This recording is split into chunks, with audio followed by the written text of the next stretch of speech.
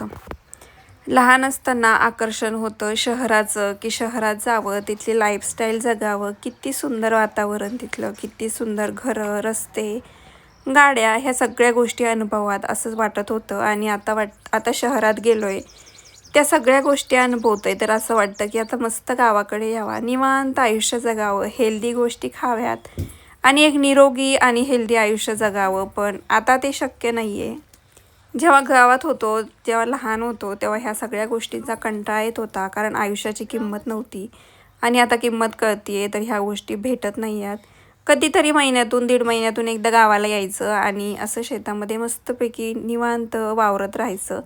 याच्यातच खरी मज्जा आहे. आणि म्हणतात ना की आरोग्यापेक्षा जास्त महत्त्वाचं काही नाही आहे. आरोग्य हीच खरी संपत्ती.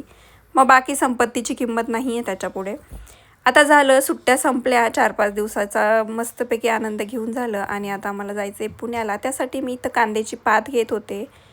या खालच्या कांद्याच्या वावरामध्ये कुठं कुठं एखाद्या जागेवरती शेपूची भाजी आहे, म्हणजे नवीन मोड आलेली आहे, आणि तीच मी घेत होते.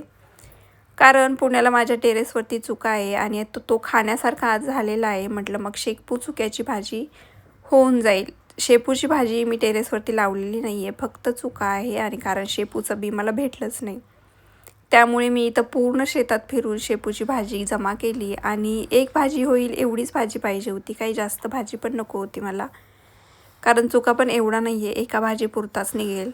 तेच काम माझं इथं चाललं होतं. आणि आमच्या ह्या कांद्याच्या वावरात एक ससा आहे, ब्राऊन आणि ब्राउनिश ब्लॅक कलरचा.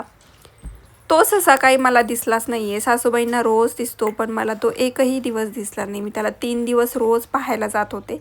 तसं मी व्हिडिओ पण एक शेअर केला होता, पण तो काही केल्याने मला दिसलाच नाही बरं का. त्यानंतर मग इथं शेवग्याच्या शेंगा काढायचं काम चालू होतं. आता ही 2-3 दिवसाची मिळून एक क्लिप बनवलेली आहे मी. असं एवढं जास्त लाँग व्हिडिओ पण काही बनवता नाही आले. आणि शॉर्ट व्हिडिओमध्ये सगळं काही डिटेलमध्ये सांगितलेलं आहे, त्यामुळे लाँग व्हिडिओमध्ये असं काही घेण्यासारखं पण नव्हतं. इथं शेवग्याच्या शेंगा काढत होतो आणि हा शेवगा खाण्यासाठी खरंच खूप भारी लागतो. त्यानंतर शेवग्याच्या शेंगा काढल्या, खालच्या मी काढल्या आणि वरच्या सासऱ्यांनी काढून दिल्या. तशा पहिल्या दिवशी शेवग्याच्या शेंगा काढल्या, त्या दिवशी थोड्याच काढल्या आणि नंतर दुसऱ्या दिवशी जास्त काढल्या. आणि परत 5 वाजता मी आले होते वरती, कारण मला कांदे पण घेऊन जायचे होते आणि आम्हाला घरी खायला पण इथं कांदे नव्हते. तर म्हटलं की चला दोन्ही पण होऊन जाईल. मग मी कांदे उपटत होते आणि त्यानंतर ते कापायचे पण होते. कांदे उपटून दिल्यानंतर सासूबाईंनी ते कापले. कांदे जास्त मोठाले झालेले नाही आहेत, पण थोडे बघून मोठाले काढले, म्हणजे आपल्याला घरगुती खाण्याला लागते तेवढे. जास्त मोठेही नाही लागत आणि जास्त छोटेही नाही लागत, मीडियम आकाराचे कांदे मी काढले होते.